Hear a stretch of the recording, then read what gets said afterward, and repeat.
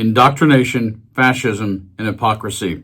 In other words, another important breaking story that's related to Donald Trump and Department of Defense, I'm not going to say war, Pete Hegseth.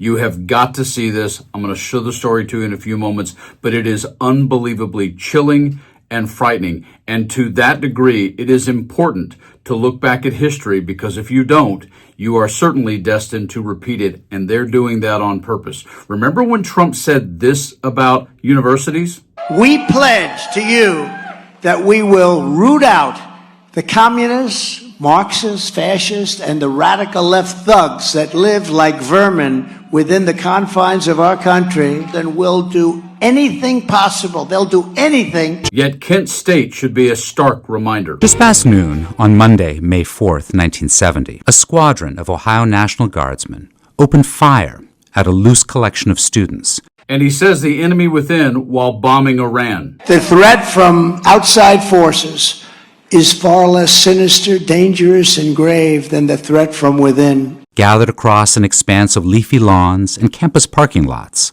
at Kent State University in northeastern Ohio. Our threat is from within. 4 students were killed. 9 others were wounded. He couches fighting anti-Semitism by being a dictator. What I will do to defeat anti-Semitism and defend our Jewish citizens in America. My administration will inform every college president that if you do not end anti-Semitic propaganda, they will lose their accreditation and federal tax support. What we just witnessed in Minneapolis is Kent State. With that, the forces of order in the United States had launched a shooting war against their own children. Yet he ignores the unconstitutional acts of ICE and Border Patrol. We will not subsidize the creation of terrorist sympathizers, and the schools will be held accountable for violations of the civil rights law. The May 4th incident at Kent State University was one of those rare events that seemed to crystallize an entire period in snapshot brevity. The time has come to reclaim our once great educational institutions from the radical left, and we will do that. I will fire the radical left accreditors that have allowed our colleges to become dominated by Marxists, maniacs, and lunatics. He's going to fire academics based on political ideology and autocracy? Really? It distilled the essence of an age of tumult, the young squaring off against the old. These standards will include defending the American tradition and Western civilization, protecting free speech. Free speech? Are you joking me? Removing all Marxist diversity, equity, and inclusion bureaucrats. Or simply, the forces of change against the forces of order.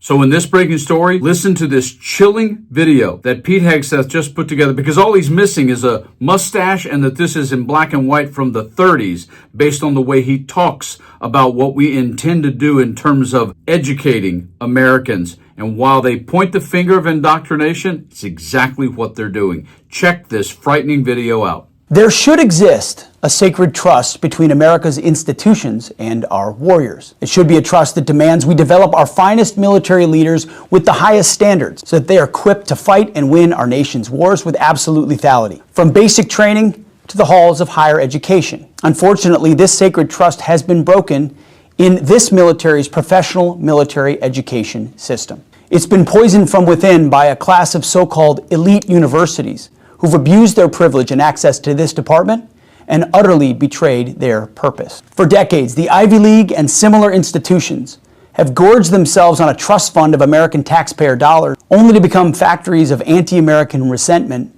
and military disdain, and subjected them to a curriculum of contempt. They've replaced the study of victory and pragmatic realism with the promotion of wokeness and weakness, sacrificing free expression for the suffocating confines of leftist ideology. What's the value of a degree that seeks to hollow out their warrior ethos and replace it with a creed of globalist submission? The answer is simple. There is none. Let's be brutally honest about how we define our terms here. This is not education, it's indoctrination. It's a calculated, targeted assault on the core of our fighting force, and it is a betrayal that we will no longer tolerate. The Department of War is finished subsidizing the corruption of our own uniform class. We're done paying for the privilege of our enemy's wicked ideologies to be taught to our future leaders. We've had enough. We demand that senior service colleges work to sharpen our warfighters on genuine national security issues, not social justice activism. We demand curriculums grounded in the founding principles of this republic, principles that champion the enduring ideals of peace through strength and putting American interests first. We demand universities that invest back into our nation's prosperity rather than our greatest adversaries. No longer will we sit back and treat these woke breeding grounds of toxic indoctrination as valid centers of so-called intellectual curiosity. We cannot and will not continue to send our most capable officers, senior officers, into graduate programs that undermine the very values they have sworn to uphold. That's why today, just like we did with Harvard, I'm ordering the complete and immediate cancellation of all Department of War attendance at institutions like Princeton, Columbia, MIT, Brown, Yale, and many others, starting next academic year, 2026-2027.